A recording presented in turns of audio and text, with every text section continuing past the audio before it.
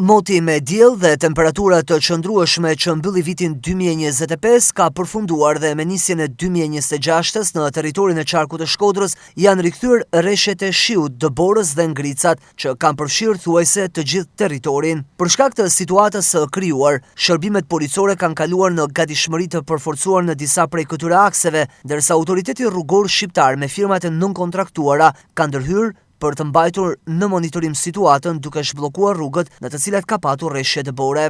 Prefekti i qarkut të Shkodrës ka bërë me dije mbi situatën aktuale të motit duke theksuar se rreshjet kanë nisur në territor kryesisht në zonat malore, ndërsa në ato të ulta ka rreshje shiu. Sipas të dhënave të siguruara nga strukturat operacionale në terren, autoritetet janë duke monitoruar me kujdes situatën dhe kanë marrë masa për të siguruar qarkullimin. Drejtoria vendore e policisë së Shkodrës ka njoftuar se në zonat me fluks të lartë lëvizje dhe në akset rrugore ku ka prezencë dëbore dhe ngricash, është shtuar patrullimin nga shërbimet e policisë rrugore. Gjithashtu ajo apelon për drejtuesit e mjeteve që të përdorin goma dimrore ose zinxhir dhe të respektojnë rregullat e qarkullimit rrugor për të shmangur aksidentet. Në bashkinë e Shkodrës ka në pjesën më të madhe rreshje shiu, ndërsa në zonat malore ka dëbor. Në aksin Bog-Theth, mjetet e firmës mirëmbajtëse janë në terren dhe po kryen hedhjet kripës, megjithse në disa segmente ka ngrica që paraqesin rrezik. Në qaftore trasia e dëborës arrin në 15 cm, qarkullimi vjon pa probleme. Në Malësi të Madhe, në qytetin e Koplikut, ka dëbor në trashësi 3 cm.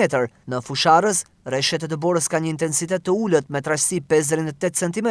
Rrugët janë të hapura dhe qarkullimi kryhet pa probleme. Edhe në Puk ka rreshje me intensitet të ulët dhe trashësia e dëborës shkon në 5 cm.